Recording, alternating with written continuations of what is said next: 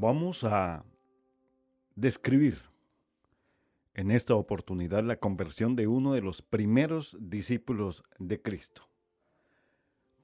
Todos nosotros, por naturaleza, hemos nacido también en pecado y tenemos necesidad de convertirnos. Así que reflexionaremos sobre Mateo capítulo 9, versículo 9 en adelante. Y dice la palabra de Dios. Pasando Jesús de allí, vio a un hombre llamado Mateo que estaba sentado al banco de los tributos públicos y le dijo, «Sígueme». Y se levantó y le siguió.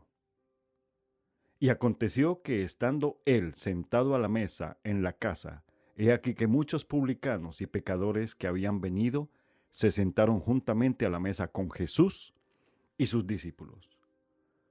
Cuando vieron esto, los fariseos dijeron a los discípulos, ¿por qué come vuestro maestro con los publicanos y pecadores? Al oír esto, Jesús les dijo, los sanos no tienen necesidad de médicos sino los enfermos.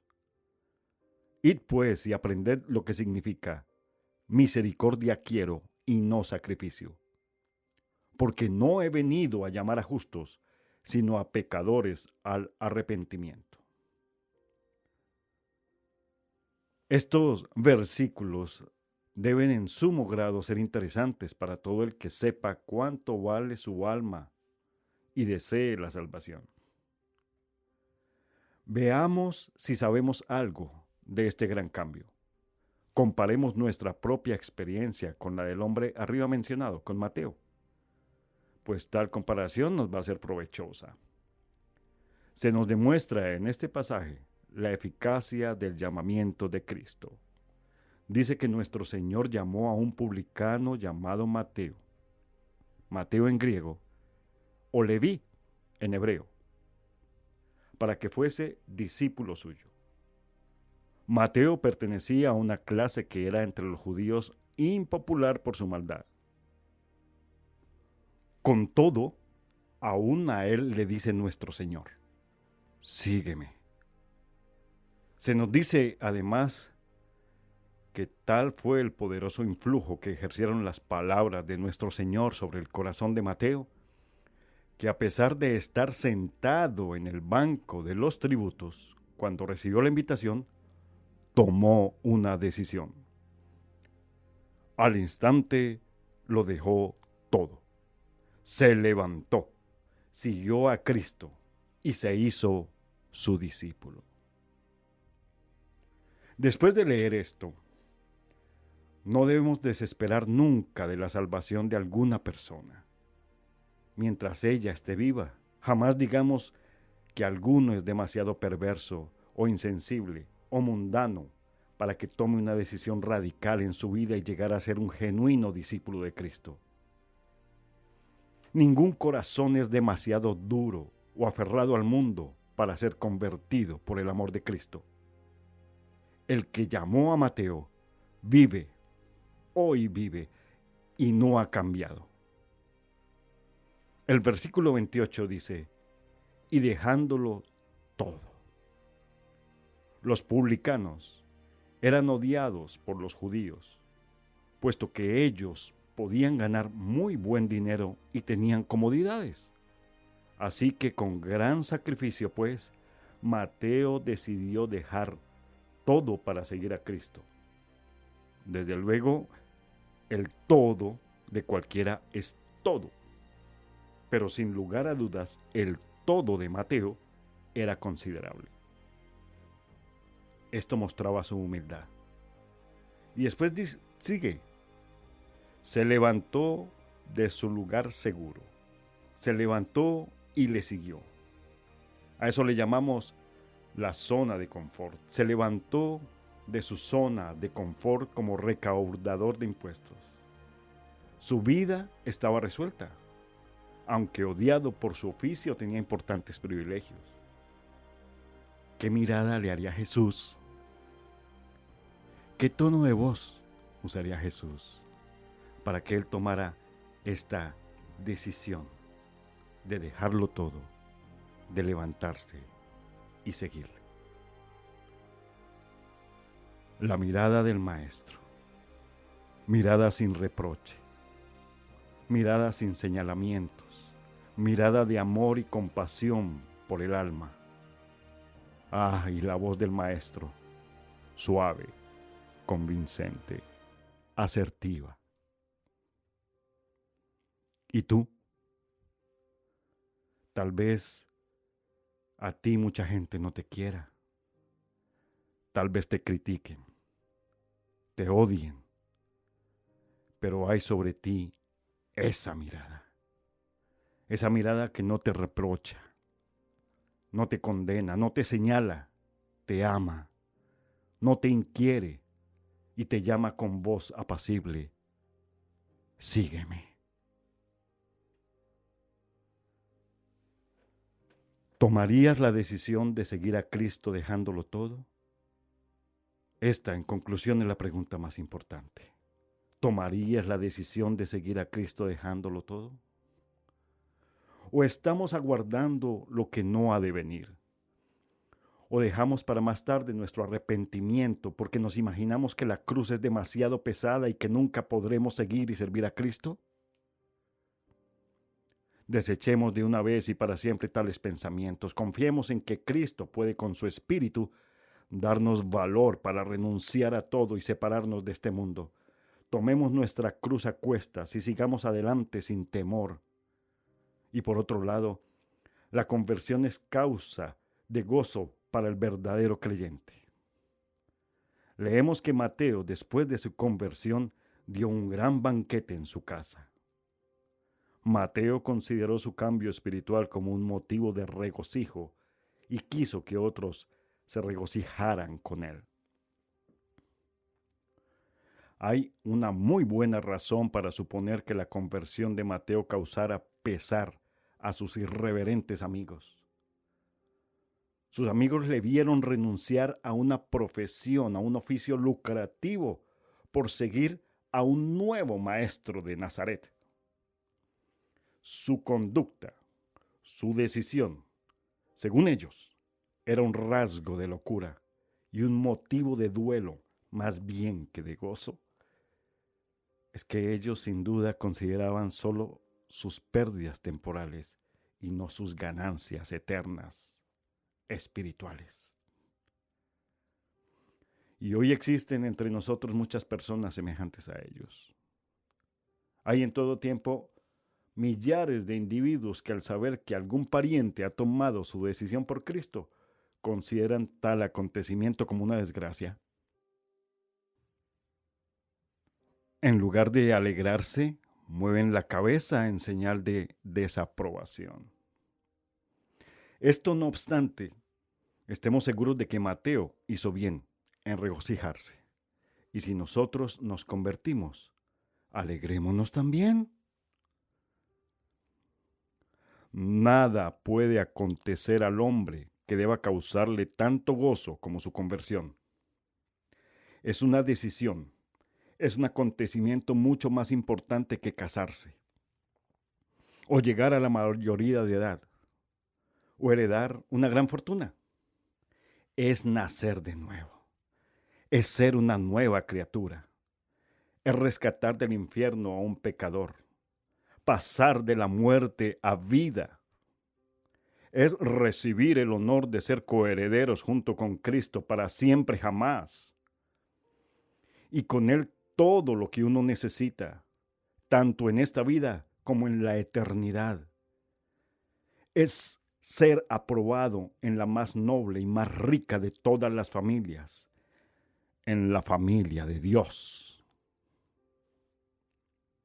Así es que no hagamos caso de la opinión del mundano. La gente habla mal de cosas que no comprende. Como Mateo, consideremos cada nueva conversión como un motivo de gran fiesta. Nunca debiéramos sentir tanto gozo, tanto júbilo, como cuando nuestros hijos, nuestros hermanos o nuestros amigos se arrepienten y vienen a Cristo. Las palabras del Padre, del pródigo, deben estar presentes. Mas era necesario hacer fiesta y regocijarnos, porque tu hermano era muerto, ha revivido, se había perdido y es hallado. Se nos enseña además que las almas convertidas desean promover la conversión de otras. Se nos dice que cuando Mateo se convirtió y dio por este motivo un banquete, convidó un gran número de publicanos que de él participaran. Es muy probable que estos fueran sus antiguos amigos y compañeros de oficio. Él conocía bien las necesidades de su alma, pues él se había asociado con ellos y deseaba que tuvieran conocimiento de aquel Salvador que había sido tan misericordioso con él. Habiendo hallado misericordia, quería que otros también la hallasen. Habiendo sido librado del cautiverio del pecado, deseaba que otros también obtuvieran esa libertad. Esta reacción de Mateo debe caracterizar siempre al verdadero cristiano. No es predicar condenación, es predicar evangelio, buenas noticias, salvación. Mirar como Jesús, con compasión y misericordia a aquellos que no conocen el gozo de la salvación y llevarlos a ella. El corazón que reciba realmente el influjo del Espíritu Santo, en ese corazón rebosará siempre el amor, la caridad, la compasión. El alma destinada para el cielo desea encarecidamente la salud eterna de las demás. El hombre convertido no quiere ir solo al cielo. ¿Qué pensamos sobre este asunto? ¿Nos animan sentimientos semejantes a los que animaron a Mateo después de su conversión? ¿Nos estamos esforzando, valiéndonos de todos los medios, a fin de que nuestros amigos y parientes conozcan a Cristo? Decimos a otros como Moisés dijo a Hobab: ven con nosotros y te haremos bien. Decimos como la mujer samaritana: venid a ver a un hombre que me ha dicho todo cuanto yo he hecho. Gritamos a nuestros hermanos como Andrés le gritó a Simeón: hemos hallado al Cristo. Estas son preguntas muy serias. Nos suministran la prueba más severa para conocer la condición verdadera de nuestras almas. No nos excusemos. No hay bastante espíritu de divulgación entre los cristianos. No debemos contentarnos con salvarnos a nosotros. Debemos también tratar de hacer el bien a los demás. No todos pueden ir a predicar a los paganos, mas todo creyente debe trabajar por la conversión de sus semejantes. Habiendo recibido la gracia divina, no podemos ni debemos guardar silencio.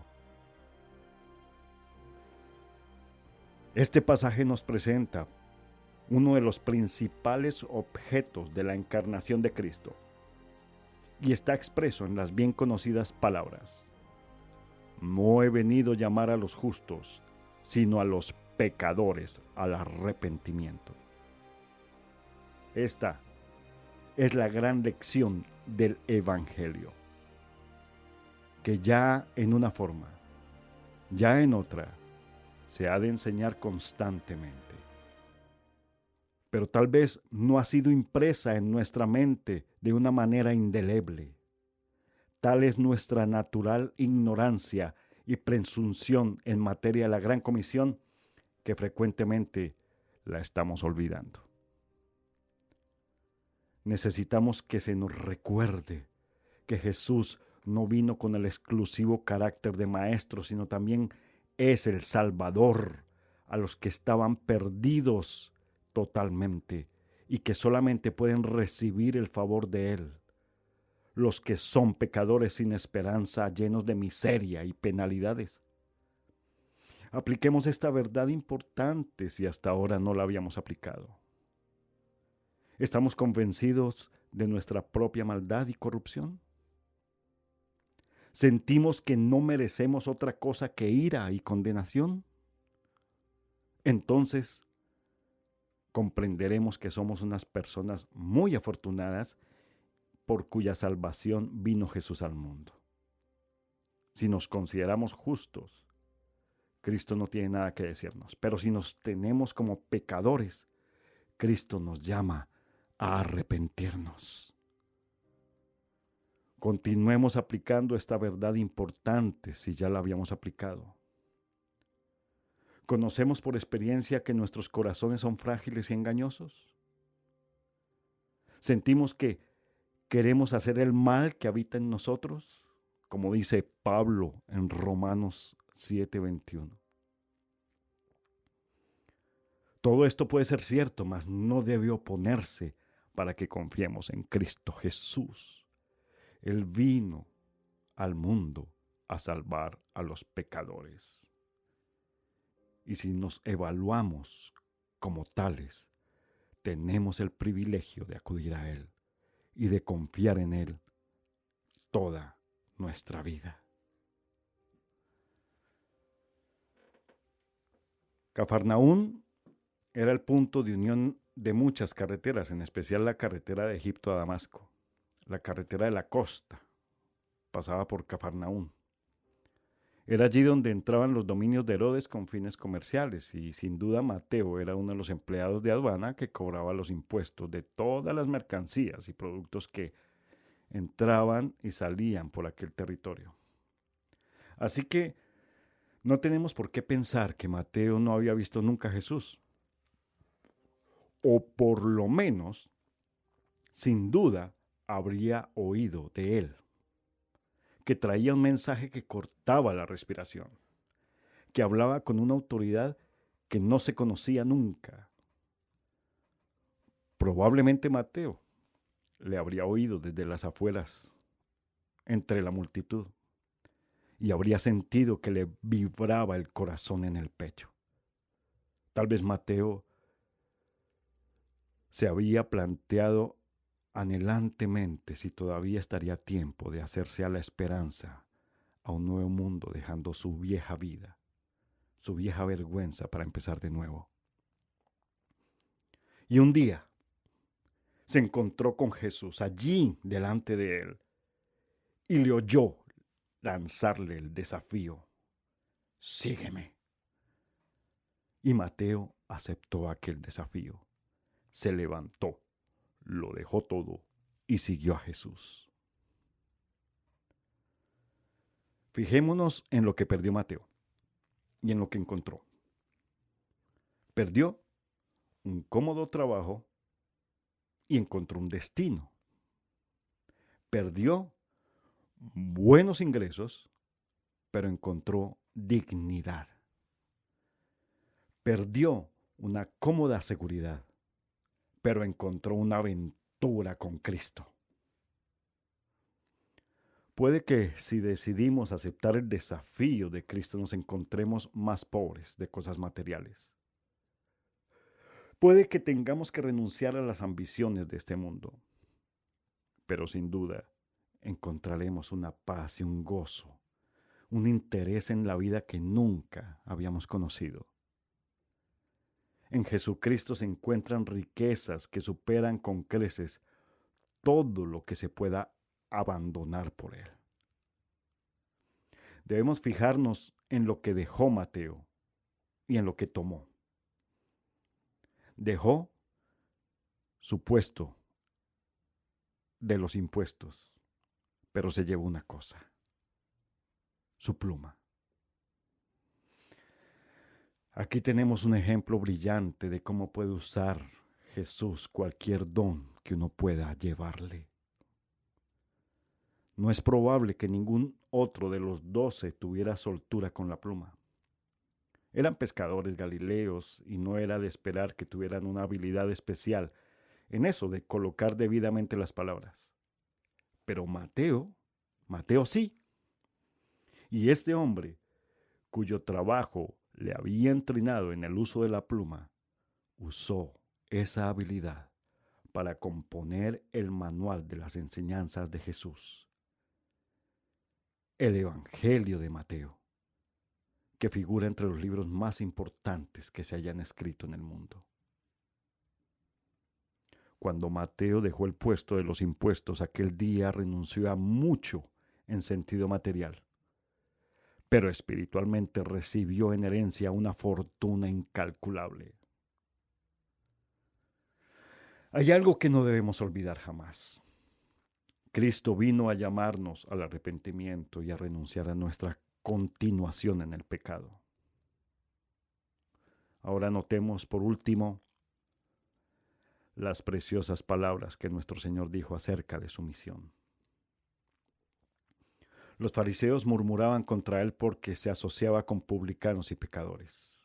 En su ciego orgullo se habían imaginado que si era un maestro que había descendido del cielo, no debía tener nada que hacer con semejantes individuos. Ignoraban el gran fin con el cual, según se había anunciado, había de venir el Mesías al mundo, a saber, el de salvar y redimir las almas que estaban agobiadas por el pecado.